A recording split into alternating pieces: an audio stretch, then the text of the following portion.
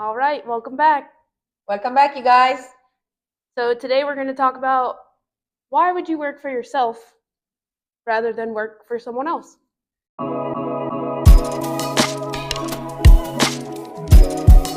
Okay, so why be a business owner rather than an employee? Yes, Okay, that's coming from two business owners. right. So, what are the benefits of working for yourself? Not being told what to do, Okay, that's a good one. So you decide what to do, creating your own schedule. creating your own schedule. Yeah, I agree and disagree with that one. The most truthful thing I've heard once is that when you work for somebody else, you work a 9 to 5, and when you work for yourself, you work 24/7. That's true. But yes, obviously the flexibility of preparing your schedule. Yes, I agree with that one. What else? What are some other benefits of working for yourself? Being able to create your own service menu. Service menu, prices. Yes. Obviously, you're in control of your own prices. So that's another positive. And overall, I think, building your brand and being recognized as the individual providing the services Yes. rather than being an employee in somebody else's businesses. Now, working as an employee is not a bad thing. It works for a lot of people. It definitely comes with less headaches. Yes. You You kind of get to leave the work at work. Right. And also, it comes with less rewards, though. Because when you work for somebody else, show up, do your job, go home. When you work for yourself, you go home with the reward, too. Especially if you did a really good job. Yeah. And the clients are happy. I guess overall, just, working for yourself, it's a different load. It's a different workload because you wear so many different hats. Yes. Like the Instagram reel that you made, that you are the cleaner, the scheduler, the one that makes the appointment, the one that does the service, the one, it is true. We do everything for the business, not from like the admin part of it, doing the bookings, to being the webmaster, setting up your website, to filing your taxes. So we're also our own CPA. If you don't have one, we do very much everything. I think it's very appealing for a lot of people, but people need to be aware of what comes with it. It's not easy. You have to be very self-disciplined. Very self-disciplined. When you work for yourself, you don't have time off. If you're sick, you have to figure out a way to either, don't be sick anymore with medications or whatever, or you have to reschedule your appointments. That's never nice. Nobody wants to reschedule appointments. Right. So why did you decide to work for yourself instead of working for somebody else? Because I'm a very independent person. I don't like to be told what to do. And I wanted to build my own brand. So pretty much everything that we just said. Okay. I had a very good support system as well. I went into a salon and rented a booth. So, you have those surrounding stylists to kind of help you build your clientele, but you never want to rely on that as well. Right. No, yeah, definitely, as a business owner, you have to rely on yourself. That's the main thing. You can have support and help from the people around you. They may have pointers, they may have ideas that you didn't think about on how to market, but ultimately, it's all on you. And also, nothing against family and friends, but you never want to solely rely on family and friends to be your clientele either. Right. Yes, absolutely. You definitely have to have a mindset of failure is not an option, and taking risk is huge. Yeah. There could be many weeks where you're sitting in your treatment room or you are sitting in your studio and you have no one in your chair. And you just, you don't have to be okay with it, but you have to learn how to pivot and really look at yourself and say, what am I doing? That I'm doing something that's not working. So how can I make the change? And that's also where we'll talk about it in another episode, where continuing education comes into play. Very important. Yes. I feel, I never wanted to have a business. I think I said this before. Yes, you have. It just happened as a consequence of what I was doing. I started getting booked I started getting pretty booked from the very beginning when I moved here. So I was like, okay, I have to, make a business out of this because I couldn't just do it, whatever. So whenever, so I had ended up having the business and having to figure out everything about the business. I never got into this because I wanted a flexible schedule or not. Like I didn't even think about all of these things. For me, it was just like I just want to do the makeup, But then, as because of the makeup and how I was growing, I ended up having the business. I used to work in an office, for a long time in Italy. I had my 9 to 5. It was pretty interesting job, I have to say. But I would go home and done. That was it. Whether when I started doing makeup and having my business, then I'm like every day, every night, every morning, every time I go to bed, that's what I'm thinking about, my business. So it's definitely also a different mental load. Yes. There's a lot of things to think about and plan and everything. I do enjoy the ride, definitely. And I have to say that I made the switch at a certain point when I was here because, as I said, I got booked pretty quickly. Didn't really have to think about it too much. It was just happening. And then I started looking around here and I was like, well, maybe I should be doing what others are doing, because a lot of people would say that, look what works and do it. So I went towards that direction and then I kind of lost myself in the process. Yeah. Because I was like, this is not really what I want to do. This is not why I became a maker. This is not really the images I want to put out. And for a while, I think about like probably a year or a year and a half, when I had my room in Overland Park, I was not going there. I was not treating it as a job. I was just going when I had appointments. And I don't know, just lost myself. I didn't know what I was doing. You're kind of on autopilot. Yes, I was on autopilot, just going through the motion and not really put much thought in it. And then my lease went up there, so I was looking for a new space, and I found this space. And when I found this space, this is a different commitment. That was a tiny room, this is a much bigger space. So I was like, okay, I'm gonna treat this as a job. This is my job. So instead of, oh, I don't have appointments today, I'm not gonna do nothing, I started coming here and I was like, I'm going to do my emails from here. I'm going to do my bookings from here. I'm going to do my website from here. This is my job. So that's where I need to go spend time. And ever since I did that, I found myself again because I was like, okay, this feels like home. This feels like my business. This is where I want to stay. So I started working towards improving the space, improving my portfolio, doing all these things to eventually being able to find myself again. And I think I got to that point now. I always go, back and forth. I always bitch about things just for the fun of it. But I am at the point where I'm like, this is my studio. This is my identity. This is my brand. This is what I'm doing. And I'm glad that, especially recently, I've been getting a lot of local makeup artists renting the studio here. Because, my idea was to have this space where people could come in and work out of here. That's why it's so big. I wanted it to be welcoming for other artists that maybe they don't want to commit to a monthly rental or stuff like that. And it's been going really well. I have about like 10 artists now that on rotation come and work out of here. So when I finally got into the mindset of this is my business, I'm going to treat it as my job, I'm going to show up there and I'm going to work towards what I want it to be, then eventually it started happening. But I also feel like you did something very responsible. You went to college and got your business degree. Yes, I also did that. Yes, because my thing was in Italy. I knew what to do because I spent my whole life there, right? Mm-hmm. So when I was booked there, I knew about taxes. I knew about price, because I spent my whole life there. But when I moved here, I was like, okay, I have to pay the IRS. I have to pay the state. I have to pay the city. I have to do all these things. And in that moment where I got lost with my artistry, I also got lost in the business part of it. I was like, oh my God, the contracts and everything.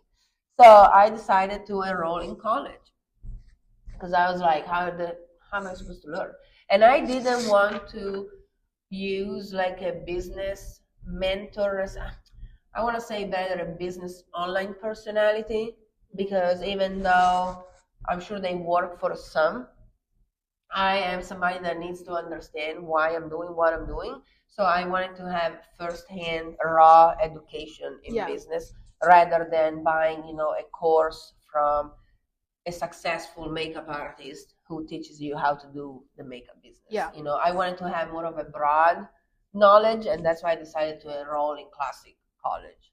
So Metropolitan Community College here offers a very interesting program. It's a certificate So it's not like a degree or a master, none of this, or a bachelor. I don't even know. It's American stuff. But but it's a certificate. It's a small business management certificate, and it's 13 credits of small business management stuff. Topics. So the first one that we started with was accounting, basic of accounting. Lots of numbers. I have a very mathematical mind, so for me it was a good start. But I know that a lot of people dread it. Yeah, I would dread it. Lots of numbers, figuring out the books, the ledgers, profit and loss statement compared to a balance sheet and stuff like that. I like stuff like that, so for me it wasn't too much of a issue, but it can be very overwhelming for some, especially creative people that are not really into numbers. But that was the very first class. And then other classes that we did, we had employment law, which was very important. I already knew some of it, 1099 versus W2, the conversation, but we dug deep into the topic. And I was like, okay, so what I have been learning and what I've been hearing, it's true. Okay, now I have the college education that can back it up and prove it. And then we did business writing. That was very interesting too. Write emails, how to write letters to clients, or just how to communicate in business on a business to business conversation, but also on a business to customer conversation. Okay. So after that, there was a whole credit about marketing. So that was all marketing, digital marketing, regular marketing, radio marketing, all the principles of marketing. That's another one that I remember. We did a leadership class, which I won. I was can't imagine why or how. I was given an award, the leadership class award. We had a simulation to do on an app on the computer. So we were given a certain amount of money, and we had to give the money to the different departments, research and development, marketing, whatever.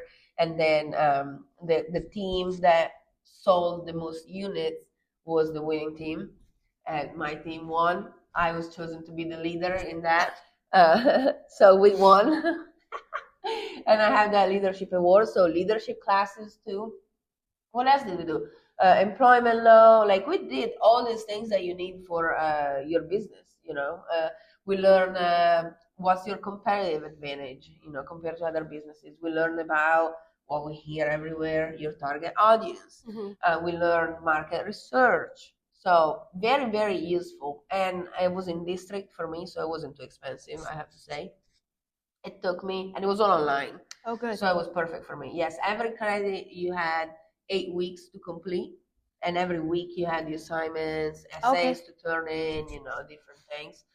So it was, you could kind of go at your own pace, but with deadlines. Yeah. But it was very, I loved it, honestly. It was a great experience for me. And we also had, which I thought was very nice to have, we had chat groups with the students. So in the same class, we all had like this chat group thing, so you could communicate with the other students. And every class we would start with introductions. So, who are you? Why are you here? What's your goal? Blah, blah, blah. And fun enough, there's a local makeup artist that was also enrolled. She does hair and makeup, and she was enrolled in the same classes. So I was like, oh, you're here. Yes, you're here too, blah, blah, blah. So we get to meet also like other people. Cool. And the students were very different. There were like students fresh out of high school, as well as more old, as well as seasoned people like me, but it was super cool. I loved it. So that gave me like a broad idea of business and what you need to do. And then from there, I pulled what I needed and I implemented it in my business. Good. Yes. So I love that. So maybe on the other hand of working for someone, I would say definitely right out of school, it's a great option because it gives you that experience. Because what do they say? You're not a professional at something until you have 10,000 hours of it under your belt. And so, in Kansas, we have 1,000 hours, but that's not all hands-on. So I would say definitely working for someone, getting that repetition down. Yes. And then if you still have it in the back of your heart that you want to go on your own, then definitely do it. I would never steer someone away from going out on their own. But, getting as much practice as you can. Yes, you have to be realistic in your expectations and what you can do. I would say that, now if I apply that to me, for example, the 2 years that I assisted my makeup mom, those is kind of like my training, right? Yeah. Those are the 2 years that I was not working for myself necessarily. I was, but not, I was following the lead of somebody else. Because at the very beginning, you just don't know. So assuming that you can just go out there and have a business, that is just not realistic. Right. Takes time, practice, repetition. That's why State Board wants the students to do so many facials, so many waxing, so many everything, because repetition. Yes. They're not just trying to be a pain in the ass. There's a reason behind right. why they're doing that. Nothing, beats experience. Practice makes perfect, and perfect makes money. Yep. So you gotta practice and definitely, be aware. What you want to do. Eventually, I think that if somebody has the goal to be a business owner, they have to really think about it broadly. And think not only about, I want to do facials and I'm going to open the business. No, you have to think about the type of commitment it's going to take, but financial commitment, mental commitment, physical commitment. Yes. And just have a broad understanding of business before you just jump into it, because there's a lot of businesses, beauty businesses, that fail within the first 3 years. Yes. And that is because people are just not prepared. It doesn't mean that it cannot be done. It means that people are not prepared enough to deal with running a business. Yes. Because it's not about doing the service, getting paid, and go home. That's for the employee. When you have your own business, you do a bunch of other things. So yes. Would you ever go back to working for somebody? Doing services? I don't think so, no. A reason why I never thought about working for somebody here in the local market when I moved here.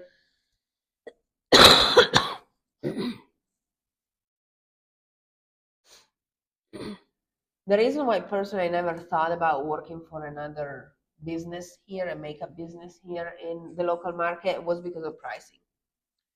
Because when I moved here, I already had the price in my mind coming from Milan, and I thought, this is America. They make much more money in America. There's way more opportunities. So I came here thinking, man, my price is going to be 3 times what I'm doing here in Italy. No, I came here and found out that they were like less than half of what crazy. I was charging in Italy. So when I, approached the market and I'm like, okay, they're charging, and this is like 7 years ago, 6 years ago. So they're charging, $80 for a makeup application, 90, 95, 100, and they want to give me 45. Right. Or 50. And I was like, oh, absolutely not. I'm not working my weekends for that. I can do that on my own. Right. I knew that I was bringing a different background. And so I was like, no, I'm going to try by myself. Same with the mall. I said before, the mall, I was just like, no, I don't need to work at the mall. Which, looking back, would have given me more opportunity to meet people, especially at the beginning. But now the prices are a little better, but still, if you work for somebody else in the area, you make $70, $75 a face. I'm not waking up at 5 in the morning on a Saturday to make $75 a face. Heck no. So that's just my take. Now, there are a lot of artists, though, that they like not having to worry about work. Yeah. So they agree to the price because they just show up, do the makeup, go home, Yep. So it really depends where you come from and what type of expectations. I think that for me was the shock in prices between what I was doing in Milan as fresh out of school, makeup school, compared to when I moved here. And I was like, oh no, I'm not doing that. So just, I guess it goes down on personal choices too. Yeah. But that was for me. Overall, I'm happy to run my business. Are you happy to run your business? Yes.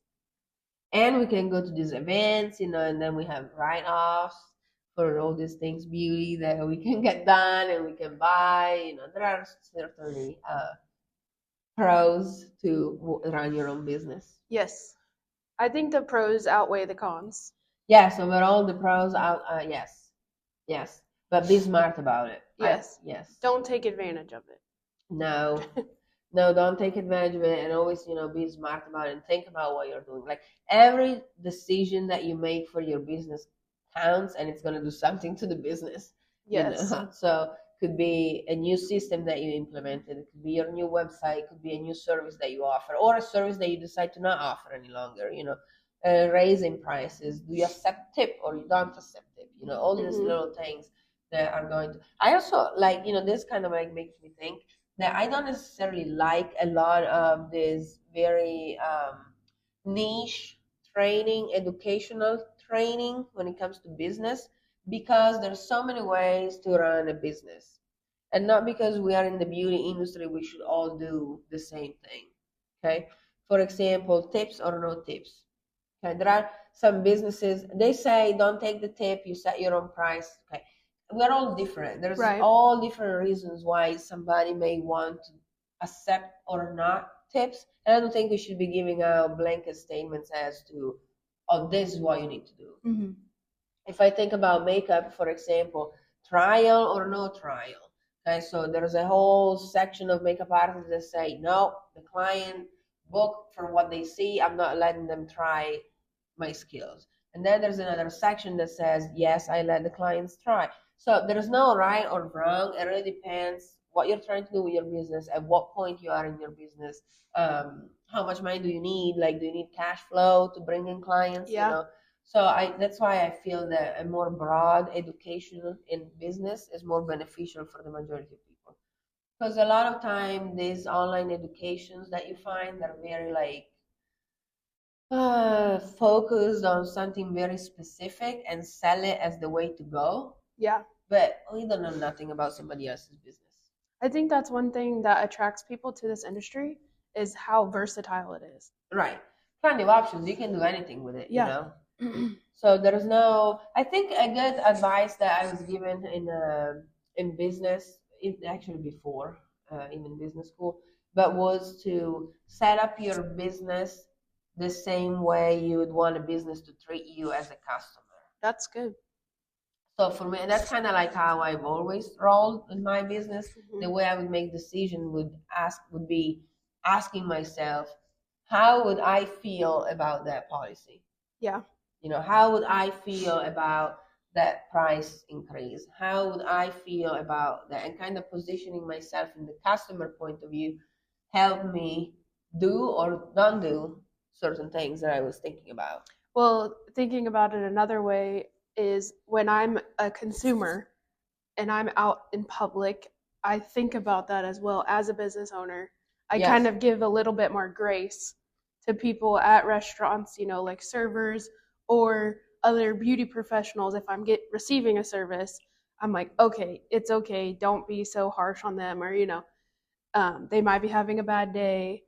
I see these videos of people going crazy at restaurants or online. They're just tearing apart people for getting a bad service. But everyone has a bad day. You never know what someone's going through. Exactly. So, and as long as it's not, you can't tell that it's maliciously done, right? Then yes, we should all give some grace to people. The other day I was at the doctor's office and the doctor was way behind schedule, right? And I was sitting there and I was thinking, like, I've been sitting here for like 15 minutes and it's completely acceptable, But if I was my business, if I was having a client wait for so long, I would be probably canceled already, because people nowadays are so quick to hit record and go on TikTok and talk about their bad experience, But when things like that happen, we're not trying to make it, we're not trying to give you a disservice. Sometimes things just happen. With that being said, a good business owner has plans and systems in place. 10, 15 minutes, which is our grace policy, can also be acceptable from the customer point of view. Past 15 minutes, you have to tell your customer something. Like, you can't leave people sit there for hours, 30 minutes, 45 minutes. That is just not acceptable. So there's always like there should be a good balance between the two. Both the business should take accountability when they're wrong, but also the clients, they should take accountability for when they're wrong, because sometimes they're late. Yes. And also understand, that we are both humans and we're just trying to do something, and sometimes things don't work out perfectly. I think that's where communication comes into play. Because if you're not communicating with your client and they're just sitting out there, right, they have no idea what's going on. Right. Yes, absolutely. And sometimes you don't have access to your phone, but you could stop for 2 seconds and text your client and let them know that, hey, I'm running behind. Yes. Are we still okay for your appointment? Right. Even if you're servicing somebody else, like you could just say, hey, I'm sorry, I'm running a little behind. I need to text my client from my next client so they are aware, Yeah. Because you don't know if they have an appointment after this or not. So they might be on a time crunch. Right. But just talk to people, But nowadays, with social media, it's so easy to just click and bitch about it so people can get like views and get clout. It's insane. It happens a lot with hairdressers too. Like, it happens all the time. Or makeup too, people get their makeup done and they're like, I just got my trial done. What do you think? And they post their face, and then obviously in the comments, like people are hiding behind the keyboard, so they go in and nitpick, like, oh, you have one lash that's sticking out, like all these little things that I'm like, dude, this is, it's makeup. That's how it works. There's no perfect everything all the time. So social media ruined that. But something important to say about this: if you run your own business, be prepared, because you may also end up, receiving a negative review or a nasty text. Yes. Or, hopefully not become viral for the wrong reasons. But, we live in a world where we're always exposed. So something that happened to me the other day, it wasn't like horrible, but a client texted me, and he's been with me for many years. So he's very loyal. And he has a special price that he pays. He gets his back waxed and his ears waxed. He texted me and he was asking for an appointment time. And I said, this time or after, and he never texted me back. So I didn't know if he wanted that time. So I scheduled someone else at that time.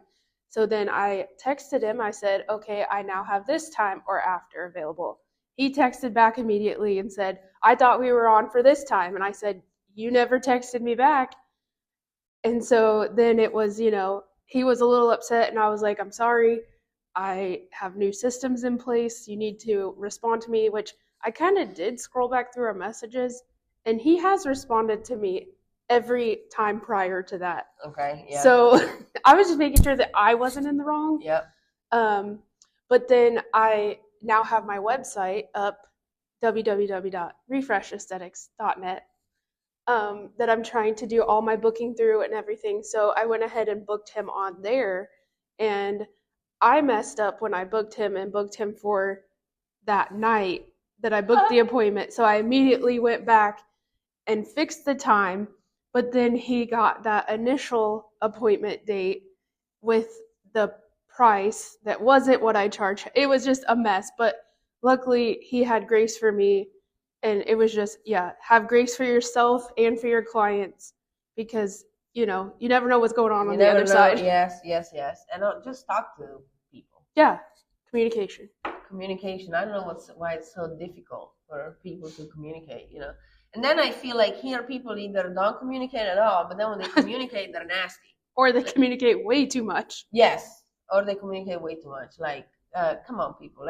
And see, in college, one of our classes was communication too. Now that I'm thinking about it. Yep.